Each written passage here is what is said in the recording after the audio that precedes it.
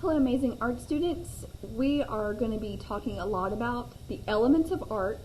And the first element that I really want to make sure everyone is great with is a line. And a line is just a mark that is made by a moving tool. So a mark could be anything like a dot or a short line that is made by a moving tool in an art. That could be a pencil, it could be a marker, it could be a paintbrush. We're going to look at a few different types of lines that are going to help us with our art project, and really this is going to be the basic thing that you need to know in order to really enhance your drawing skills for art. So, by definition, a line is a continuous mark made by a moving tool. So our tool could be our paintbrush, our pencil, our marker, and our lines are just marks that continue to move. So I have some vertical lines, I have diagonal lines, they're slanted, I have zigzag lines, castle lines, wavy lines, bumpy, fancy free, spiraled. We also have broken lines. You might find these on the road, kind of like dash lines. Horizontal. They're also straight. So there's lots of ways that you can make different lines. You're going to have to come up with 3 different pumpkins, and inside each pumpkin that you draw, I want to challenge you to create as many different line designs as you can.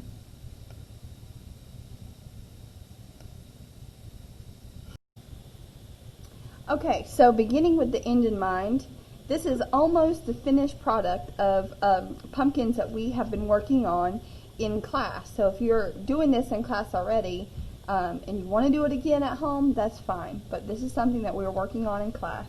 So we have our 3 pumpkins, and they all have 3 different line designs. We see straight, we see finished lines, finished circles that made a shape. We have broken and vertical, we have horizontal and zigzag. So all of these, let's see, there you go. All of these will work just fine, different line designs. Alright, so getting started, you'll need your white piece of paper. Use whatever type of paper that you have that works at home. I'm going to use a marker so you can see, but I'm just going to start by drawing a straight-ish horizontal line at the bottom. Once I have that, I'm going to add a big Oscar orange shape, a letter O. Make that 3. And you can have some variety. They can be some small, some tall, that rhymed, some tall and small. There we go. Variety. Variety is good. We're going to add a rectangle shape at the top of each of our pumpkins.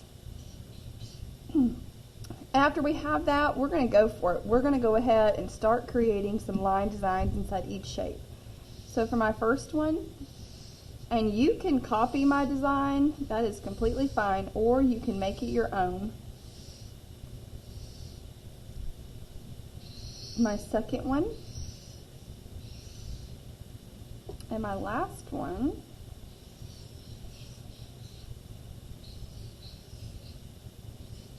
I'm doing some wavy. Great. Alright, I'm going to go back in these and just kind of make them a little bit more interesting.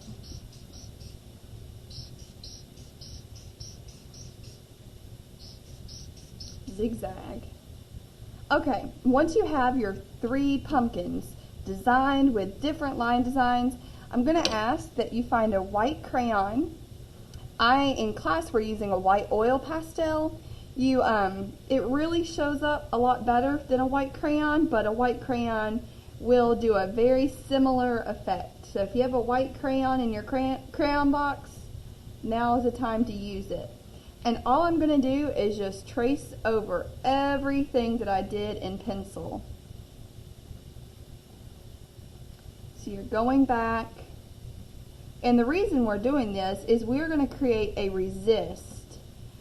The watercolor paint is going to resist the oil pastel. And you'll see what happens I always tell students that the oil and the water do not get along. They have a very bad relationship.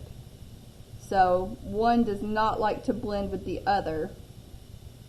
They resist each other. Alright, I'm on my last pumpkin now. I'm just going to finish that. Ooh, these fancy free lines are really cool. Okay, once you have all of your lines outlined with a white oil pastel or a white crayon, the fun part is taking watercolor paint. And I'll tell you a trick.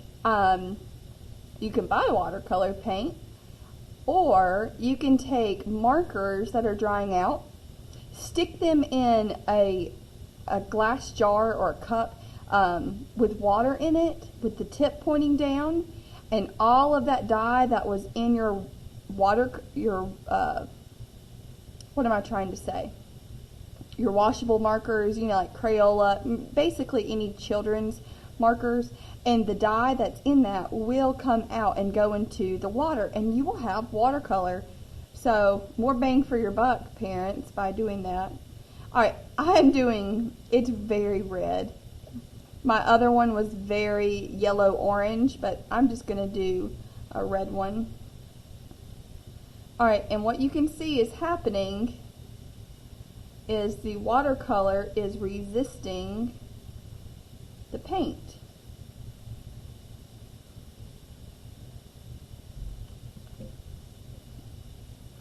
So you're going to continue and fill that in for your entire piece of paper. And all of your pumpkins do not have to be the same color. It'll be fun to do them all different colors, but you'll be able to see your design come through the paint when it's finished. So we're concentrating on lines, but making it fun by doing something with pumpkins. If you would like to share yours with me, you can. You can send them to my email account, or you can save them, and whenever all of this is over, you can bring in all your beautiful pictures. Have fun.